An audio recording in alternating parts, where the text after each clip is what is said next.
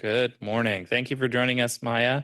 Thank you for everyone who is here online and for those who are in person at the TPA offices. We appreciate you coming to see us, and welcome to the 2025 Transportation Alternatives Program Workshop. Today, we're going to be providing you with an overview of the Transportation Alternatives Program, both from a policy side for the purposes of getting prioritized through the Transportation Alternatives Program here at the TPA, and both through a programmatic side of having FDOT walk through the process and the application process with you all. So Maya and I are, here. We're happy to help answer any questions that you have and guide you as you apply and implement a multimodal transportation system in Palm Beach County. So we'll get started with a quick slideshow. And if you're participating online, you can go ahead. I believe you can either raise hands or submit questions in the Q&A. We'll be happy to answer those throughout the presentation. This meeting is being recorded and will be posted online for consumption after the meeting and referral afterwards if you have any additional questions. So, going to see if my slideshows will advance. To start off with an overview of the program, the Transportation Alternatives is a federal program which is administered by the state of Florida and through the Department of Transportation and our District 4, and ranked and prioritized by the Transportation Planning Agency. Funds are eligible to be used both on and off roads, which means that this can fund sidewalk projects, bike lane projects, as well as some shared use path projects, so long as they are contributing to the transportation system and will score well. We also fund on motorized transportation safety projects. This generally would include sidewalks, bicycle facilities, roadway signage upgrades and crosswalks for markings, lighting, pedestrian and bicycle signals, and there's a full list available in the meeting packet. Or if you have questions about what might be eligible for this program, since it is a reimbursement program, you can feel free to reach out to FDOT and the TPA, and we'd be happy to answer what's eligible. We forecast that there's going to be about 5.1 million in available funding. That's generally what we forecast out for about 3 years out. And we have a maximum of 1.5 million per project and 250K minimum per project. So the range is 250,000. The maximum is 1.5 million on a reimbursement basis. I will say that there are local participating costs to the program as well. So applicants should be aware that there are going to be obviously design funds that they will need to program and implement in fiscal year 26, and then construction funds that they'll have to be eligible for reimbursement for in fiscal year 28. And double check those numbers so I always get confused by the fiscal year calendar, but we'll keep rolling through the program. The TA's program scoring comes down to 3 different categories. The what largely relates to the facilities that you are attempting to implement or that organizations would provide to their system. This could range from a separated bicycle lane to a regular bicycle lane, a shared use path which can accommodate both people walking and people biking, or sidewalks and facilities to accommodate walking. Where largely relates to the location of the project and how it relates to other goals, objectives, and performance measures of the Transportation Planning Agency, such as whether you're in a traditionally underserved index or whether you're located on the high injury network or as a tier 1 corridor in the long range transportation plan. Lastly, the why, largely having to do with what are the purposes and what goals are we achieving through this program, such as are we providing children with a safe route to school? Are we going to be improving the environmental circumstances around our roadway conditionings, reducing runoff, or treating water as it goes through the improvements after instead of where the current conditions now? The Transportation Alternatives scoring application has been updated and is available online. So at palmbeachtpa.org/TA map, you'll be able to look at all of the criteria that we use to score the projects. And what this enables applicants to do is look at their project in relationship to how they have scored maybe in previous years or against other applicants that they may know about and see where they may fall in terms of ranking. This is provided to be transparent across all of the projects that we are looking at and to make sure that we are scoring equally and openly across the program for all applicants. So I'd encourage you to look at your project, draw it out on this map, and see how you would score against the criteria.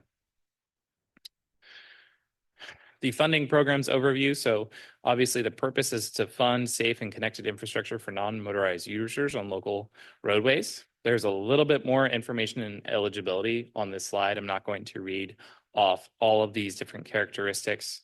But generally speaking, we look for the improvements and try to prioritize complete streets, safety programs, pedestrian and bicycle infrastructure, including signals and new facilities, to the tune of $5.1 million every year. Generally, it went up a few years ago, and it's kind of stayed at 5.1 million. There are DOT resources which are included online that we have already at palmbeachtpa.org/TA. And this is just to reiterate the funding fiscal year of 27 and the construction fiscal year of 29. Design, of course, is, as I mentioned before, funded entirely by the local entity with administration oversight by DOT. And then construction is funded on a reimbursement basis with available funding in fiscal year 29. To provide you an overview of some of the projects that have been done in the past, this is Northeast 2nd Avenue in Delray Beach, where pedestrian and bicycle improvements were funded, and I believe street lighting as well. So you can see here green bike lane, new landscaping with curbing to protect the clear zone. We have pavered and concrete sidewalks with acorn style street lighting. So this is obviously a very nice complete street that we are, reflects the program intent. We want to make sure that we're delivering the best possible projects for our local municipalities and our local partners wherever we can. Another project that was recently opened, funding available through the Transportation Alternatives Program, was the Dillman Trail, located in Green Acres. This was a Safe Routes to School and Safe Routes to Parks project. This is located near Okehili Park to the west, and there is a middle school just at the opposite end of this trail. So you can see in the background there, a couple of kids are walking to school already using the trail even before we did a ribbon cutting and kind of promotion of it. So we're really proud of this facility and working as a partnership with DOT and the city of Green Acres to implement this project. Lastly, we also have another recently opened project, the Clear Lake Trail in West Palm Beach. So this trail will eventually circumvent all of Clear Lake, but currently the trail connects from Palm Beach Lakes to Okeechobee Boulevard. The TPA partnered with the city of West Palm Beach and DOT to fund this connection to really provide a really excellent walking and bicycling path. The city also planted trees along this corridor with additional funding available from the US EPA and I believe South Florida Water Management District. So we're really proud of the city and the implementation that we've been able to help provide with this path and others that might be coming in the future from all of our partners. To get into the program schedule, this is a little bit more of like a technical fly through of where we're going to be in the next few months. All of this is available in the packet, so don't feel obliged to write down all of the dates. The program kicked off on October 31st with the formal approval of the Transportation Planning Agency's governing board. Obviously today we are going through the program application workshop where we're covering the program application, scoring, schedule, and implementation requirements. This is all available now online at palmbeachtpa.org/TA, along with the ability to schedule pre-application meetings. So our pre-application meeting window is already open. If you go to palmbeachtpa.org, you'll be able to see a Calendly link, which will set up a meeting with both DOT and the TPA where you can provide your project specifics and where we can clarify application requirements. The purpose of this meeting is to go through the projects one-on-one with the entities and to ensure that there's no confusion about what would be reimbursable, what is eligible for, the program itself, and to ensure that there's understanding across the project from prioritization all the way through to construction. Once we have closed the application process on February 14th by 5 p.m., the TPA will then begin going through a process of scoring on March shortly after and complete scoring by March 20th, and submit a tentative ranking to FDOT based on the objective scoring criteria provided by the Department of Transportation and the TPA governing board.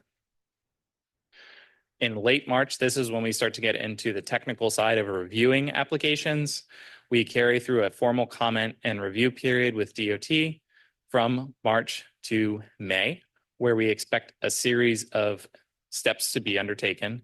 This includes review of technical criteria, comment submittals by DOT and the DOT consultant team and the TPA to applicants, where we expect responses from the applicants in early April 2025. In mid-April, we perform site visits of all of the possible projects to get before pictures, document that the scope is well-defined and clear and captures everything in the cost estimates that need to happen with the project.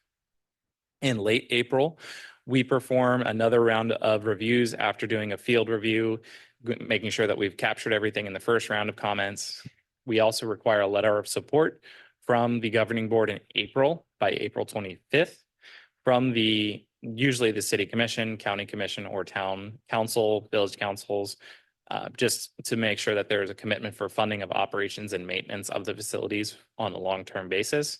If projects are not carried through their useful life, the expectation is that the funding will need to be returned to FDOT and FHWA.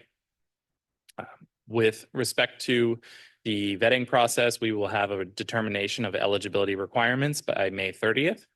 And then the TPA governing board will submit the final list of prioritized projects to DOT in July 2025.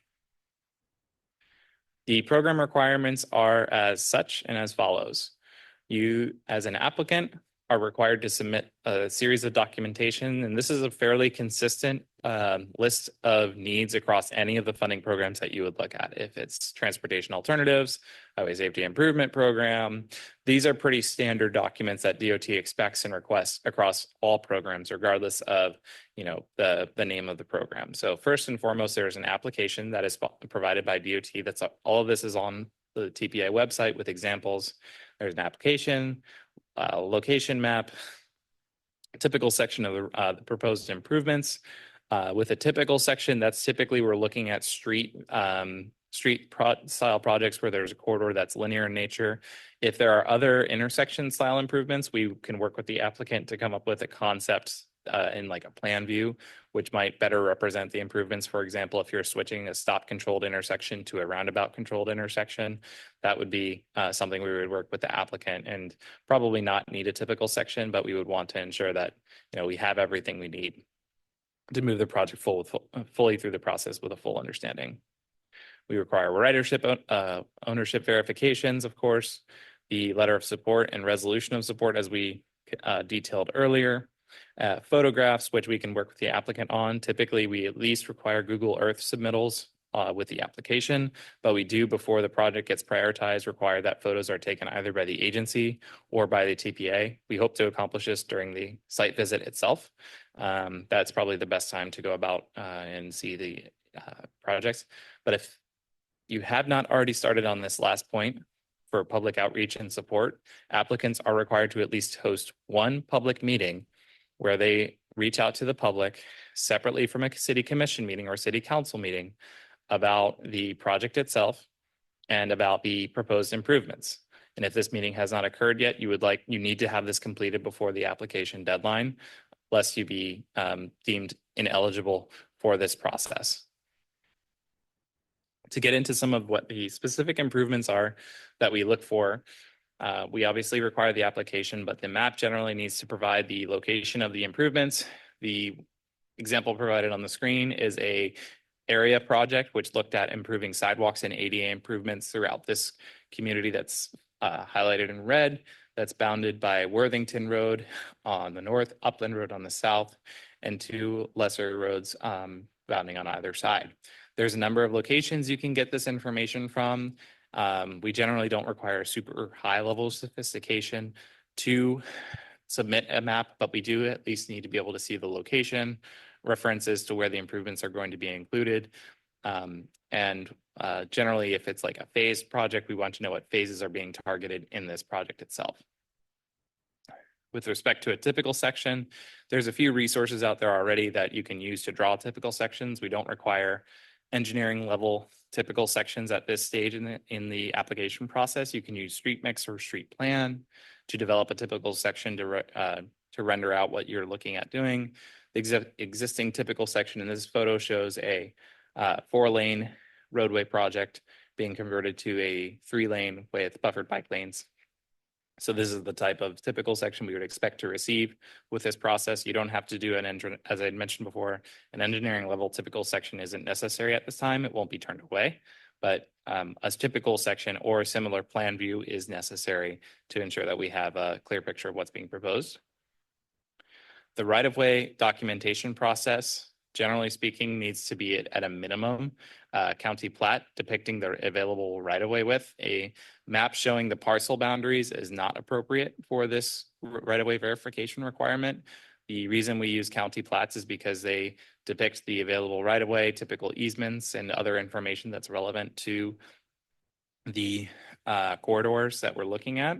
We would accept a survey at this point, but I know that surveys may be not necessarily received by all applicants that we'll have it going through this process. This is why the plats are so useful that are provided by Palm Beach County, so we could use this as a starting point. We require a commitment letter from the maintaining agency as part of the project process. This can be from a department level director with the application on February 14th. However, we do require a commitment resolution from the maintaining agency to administer, grant, construct, and maintain the project. For example, if SFRTA Tri-Rail were requesting pedestrian access improvements to their corridors, the SFRTA Governing Board would be responsible for sending us a resolution by April 25 to ensure that their commitment to maintain the facilities are clear and laid out and committed to. With respect to cost estimates, and I know Maya wanted to maybe make some additional points on this, so I just wanted to flag this for her. There are examples of participating and non-participating items available online at the TPA's website. Reimbursable items are what's called a participating item, where the TPA will prioritize funding and make available monies to applicants to improve projects, and then submit their items for reimbursement by invoice through this process. We do allow landscaping up to 25% for projects. However, that is the cap, and applicants should note that they're expected to maintain those landscaping areas as part of the projects if they're identified as part of a reimbursement item. If necessary, applicants are encouraged to please include an inflation escalation factor in their projects. This can be done through your own inflation escalation estimates if you have them, but generally speaking, DOT has a really good cost estimation and escalation factor through their own program. So if you have any questions about that, we're happy to provide that information to you.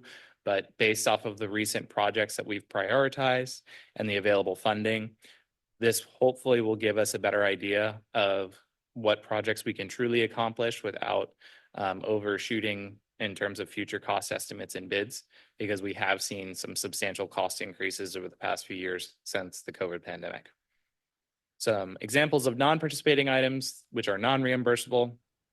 These generally include utility relocations, video inspections, contingency for the project, mowing, and finally, your cost estimate must be signed by a licensed engineer, PE. Maya, do you want to add anything to this slide? Yes, I'm just going to echo, you covered it really well, but I want to echo the importance of ensuring you have the proper, you consider the proper contingency percentage needed for your project, and also the inflation.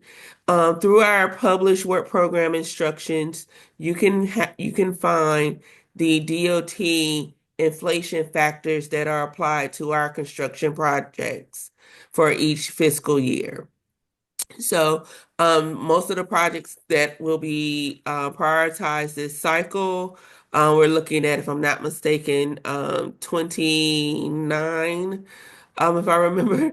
Uh, we have an inflation factor for that particular fiscal year. So you can apply that to your project. But local agencies, whether you're utilizing a DOT, applying a DOT inflation, or your own, still be transparent with the percentage that you're using for your project.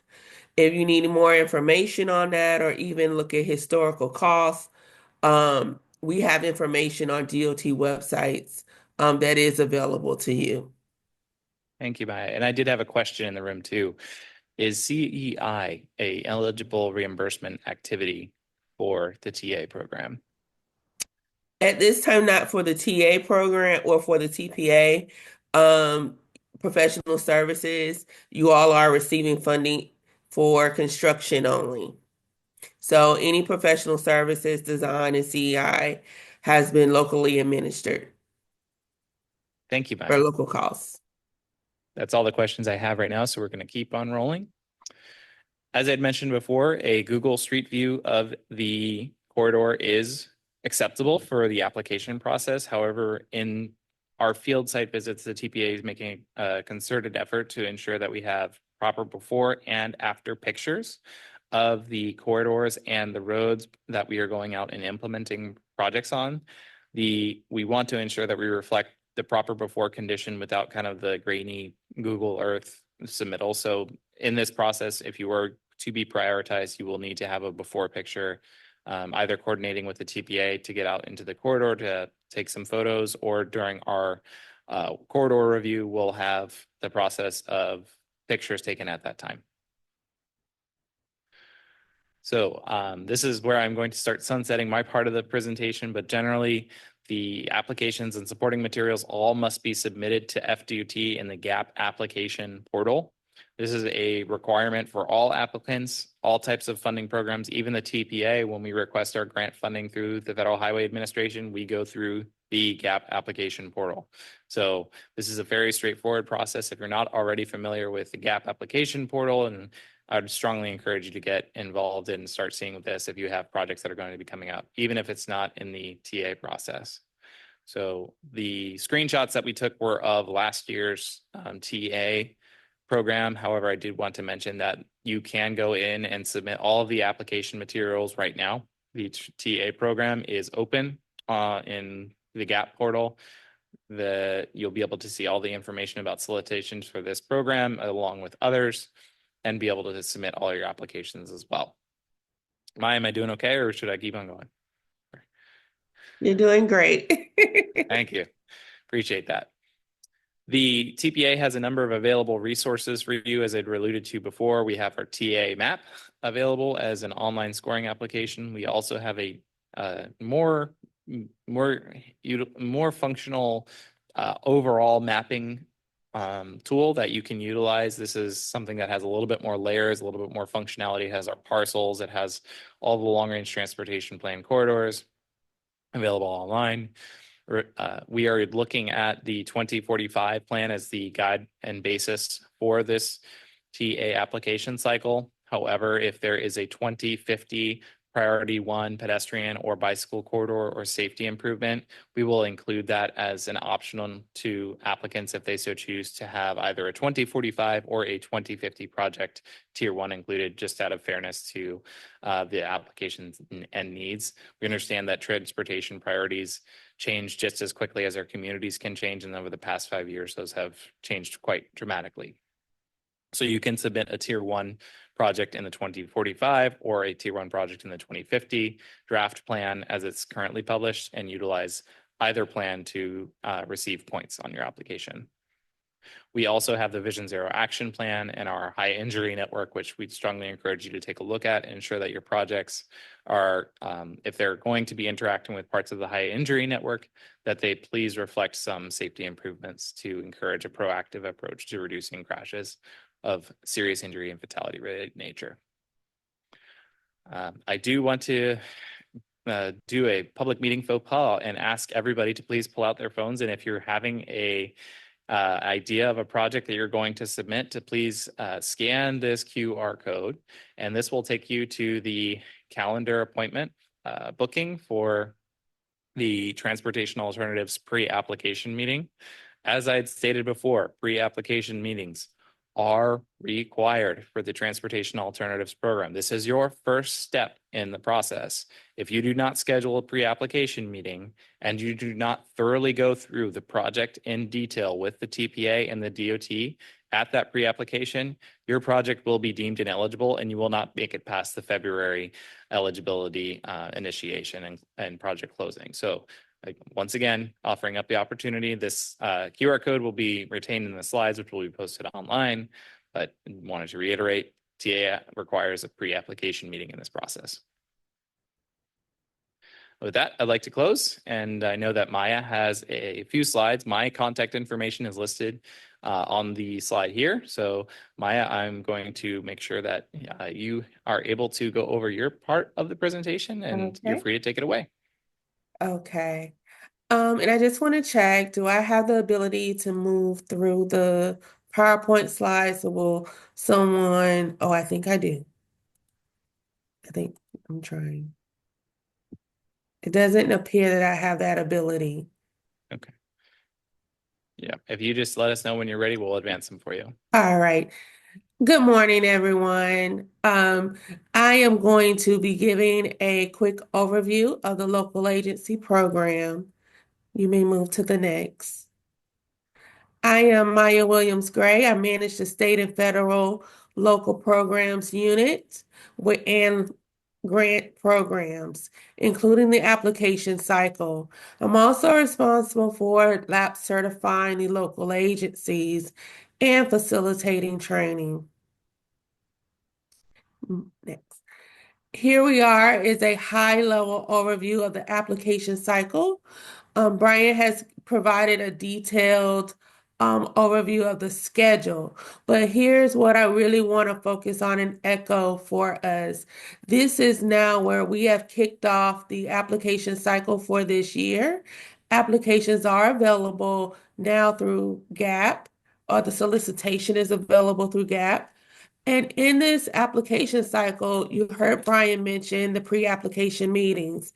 That is a requirement of the TPA. It's an important meeting for the local agencies because at that meeting, you are able to ask questions, come with as much information as possible about your projects, and you can receive information about lab certification. But we want you to get feedback from the department from a technical perspective and from a program perspective in that pre-application meeting.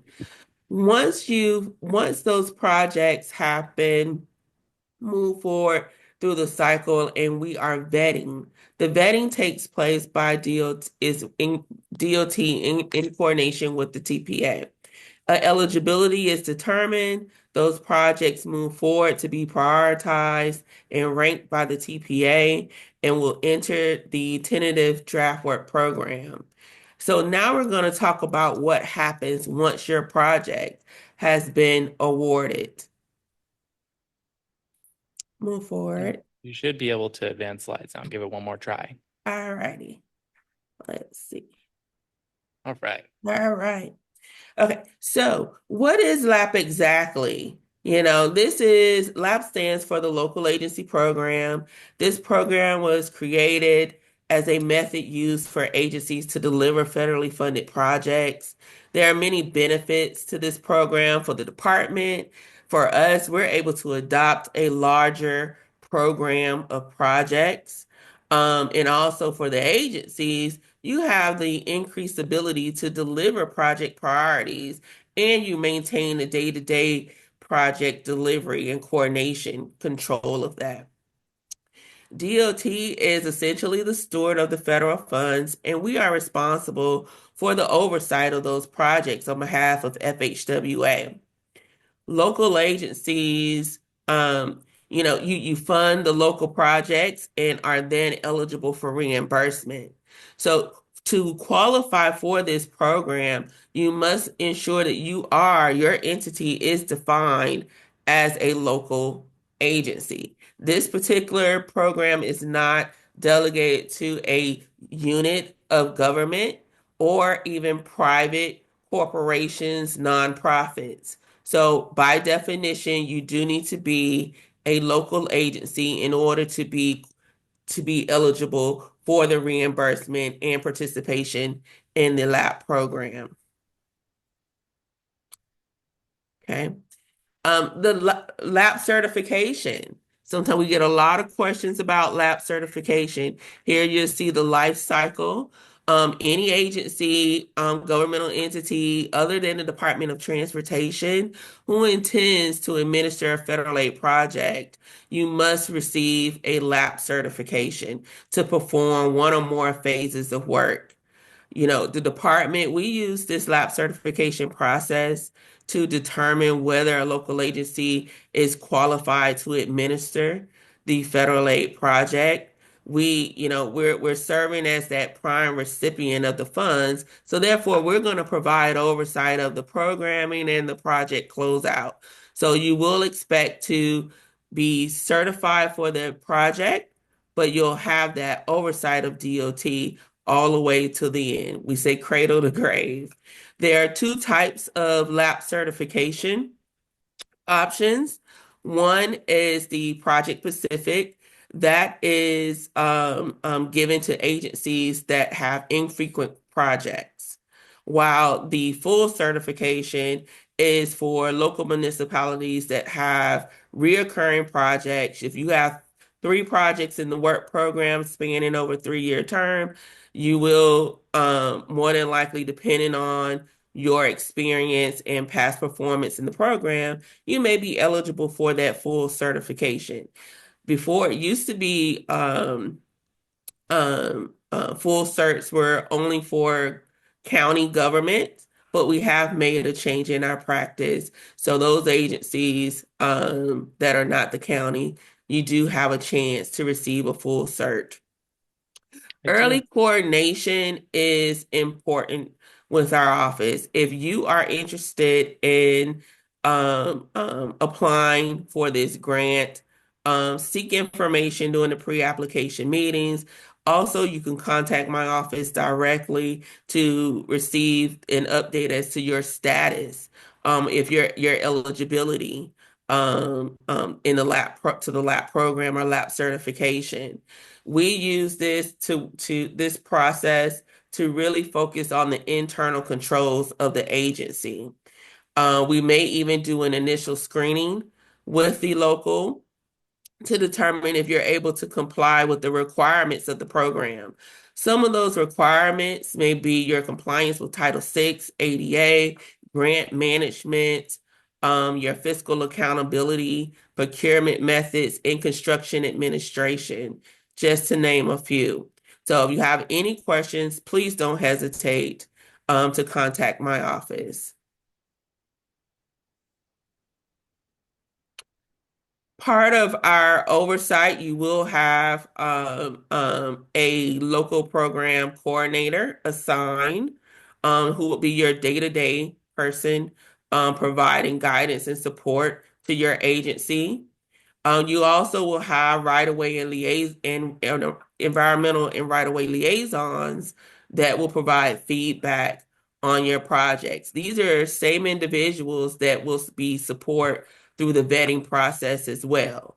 But once your project is entered the work program, as you go through design, we will have representation from DOT that will be providing the particular guidance from their functional areas during that time, as well as construction. DOT provides a construction local program coordinator. We refer to them as our boots on the ground, who will be overseeing your projects along with your project managers, engineers, and contractors. Looking at a greater detail of our process, once your application has been awarded, the agency needs to have a responsible charge assigned. This is that primary point of contact for your local agency. It has to be a governmental staff, so it cannot be a consultant, but they are that day-to-day person. They need to be well-rounded and versed in the project administration on behalf of your entity. Our coordinators here who's assigned to your project will host a kickoff meeting where we would go in great detail over the requirements of the program and the administration of the project and expectations. We'll kick off the lab certification process with you as well. Each project will have a DOT schedule of activities and dates, deadlines for, say, phase submittals and when we're committing the funds, meaning when we're going to be executing our LAP agreement, which is that contract between DOT and the local agency. We're also providing oversight of your construction administration and the reimbursements. So you'll hear a lot about this in your kickoff meetings and coordination meetings with the department. Any one thing I do want to make known is that agencies have to comply with the federal requirements, FHWA 1273, just to be specific in terms of your construction and project administration. The department will conduct performance reviews on your agency. Those performance reviews will be part of your history as you get move from get project to project awarded for your agency.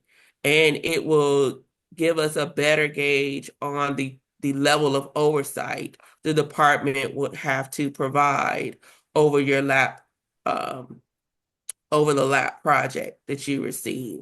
Because as I mentioned before, we are working or we're in a partnership from project planning or implementation to close out. You've already seen or heard a little bit about the GAP system.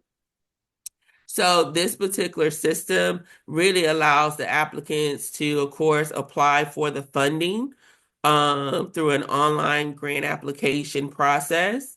And this also allows us to be more efficient in our reporting.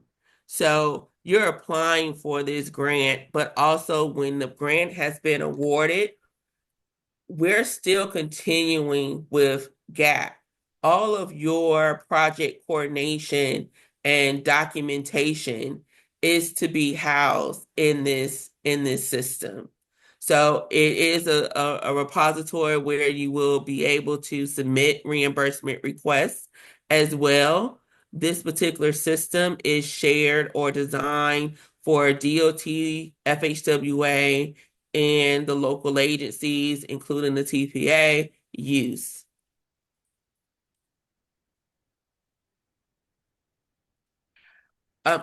This particular PowerPoint slide here speaks to our commitment.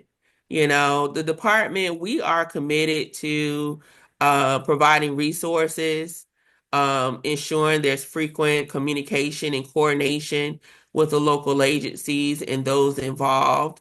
We are committed through the lab certification process to make sure that you are aware of your responsibilities and provide education and training. For the local agency, in order for this program to be successful, the local agency will need to be committed to adhering to the state and federal requirements as set forth in our local program manual, our LAP agreements, and FHWA 1273. You also need to be committed to the scope. You know, this is a federal program, as you all heard. Um, it is a annual competitive application process that is conducted where the local agency scopes are ranked and prioritized for funding. So it's important that the local agency be committed to that scope that has been approved without any scope revisions, specifically without the approval of the TPA. Any revisions could have influenced the initial eligibility determination or prioritized ranking. The agency will also need to be committed to the schedule. As I mentioned, each project will have a schedule of activities and deadlines that must be adhered to in order to make sure that your funding is secured, make sure that we are able to successfully complete the project in a timely manner. You know, you hear people say on time and on budget. You know, we're here to assist you with that. And we would like to see that happen for your projects. All right. For information, I included this because a lot of people, there's a lot of new staff with local agencies that's going to be part of administering a grant on behalf of the local agency. And even if you are a consultant that is assisting locals, in order for you to be informed of training opportunities, or a program announcements, we encourage you to register through the contact mailer. So on our statewide local program website, a you would see the information or the training section where you can subscribe to our contact mailer. So I really encourage everyone to do that. These particular trainings or announcements come from various sources or providers. They're not just specifically for D4, but if D4 is providing a training or want to announce any program guidance, it would be through the contact mailer. So please register or subscribe rather to the um, contact mailer. So just to wrap up here, I have a safety message. You know, for all of us, priority number one should be improving our safety. You know the facts. There is, oh, sorry. There is one fatality every 12 minutes nationally and 8 fatalities every day in Florida. So this is our target zero message. This should be our priority number one.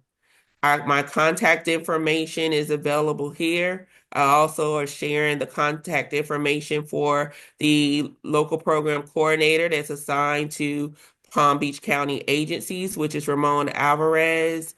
And we have Chastity Castillo. She is assisting me with lab certification inquiries. Any questions at this time? We don't have any quite yet in the system, so I'll give applicants a moment to type in if they have any. Just wanted to make a quick note about how long does the lab certification process take on a project-specific basis? And I know you mentioned that there's a full certification Mhm. process.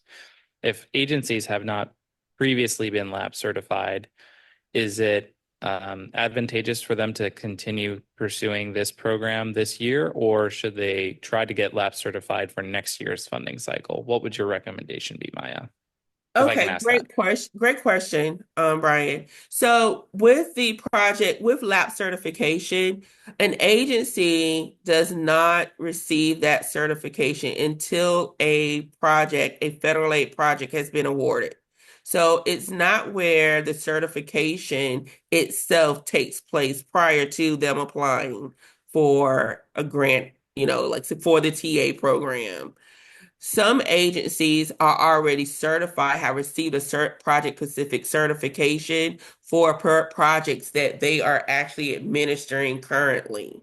So they know that they are eligible. They're doing it, they're already part of the program family. But one thing that we would look at is their performance, because that will tell us what some of those oversight levels would be in project monitoring activities we'll have to do based upon if they are low, if they were low risk or high risk. Um, if an agency is unsure of their status, they would need to contact my office. The certification process in itself, in terms of timeline, um, if a project has been programmed, we would need to have that agency certified. We aim to have them certified well before they are completed with that first phase of work, which is design.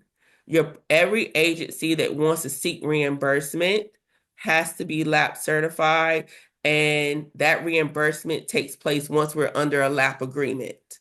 So depending on the agency, I've had agencies complete the cert process within 3 weeks or a month. I've had some agencies where it's taken them a little bit longer because they had to develop those internal controls necessary to comply with the program requirements. One more follow-up because we get it frequently. Hmm. Um, Many local municipalities who are not large in nature have in-house project managers slash in-house directors of engineering who are consultants. Are consultants serving as in-house employees eligible to serve as the point of contact for a lab project? Okay. They can be project managers, they can be they can't wear the title as responsible charge. That is a federal requirement that it must be a governmental employee. And are they required to be a PE? They're not required to be a PE. No. Thank you. We do Hmm. have other questions that have started rolling in now.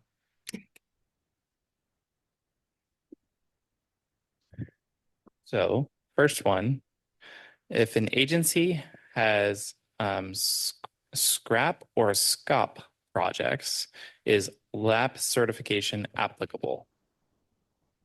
No, that is a state program.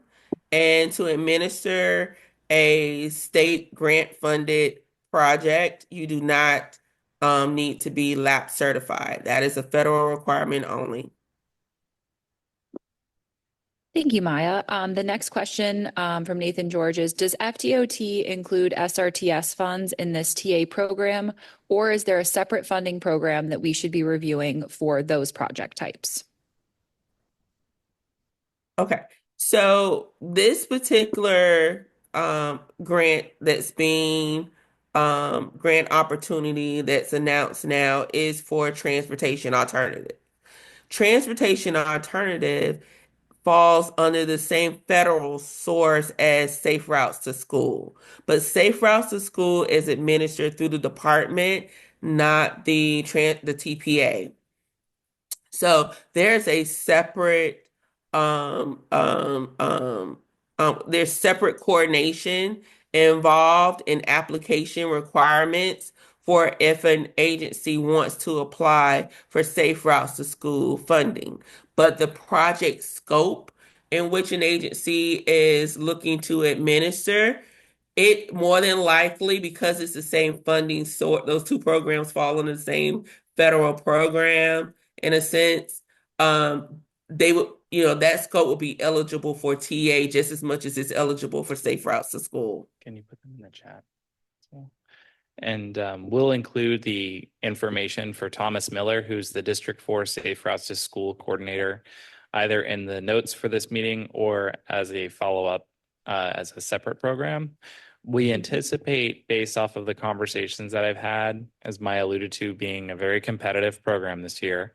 So we want to make sure that if there are project needs out there from our local municipalities in our county, that we are providing them with all of the opportunities possible. We're going to go through a process of trying to score projects as we see where they fall and potentially deem if they might be better suited for another program, such as Safe Routes to School, Highway Safety Improvement Program, potentially even the County Improvement Grant Program would be another one, or SCOP or SCRAP, as was mentioned in one of our questions. So I'm not seeing any additional ones coming in from our online platform and nothing else from the room. So with that in mind, I think that we are good to close the TA Funding Programs Workshop. I want to thank everybody for their time and their participation today. As Maya mentioned before, all of our contact information is posted on the slides. So that will be put onto the TA program website. And I would just like to remind everyone to please get their pre-application meeting scheduled as soon as possible. Thank you.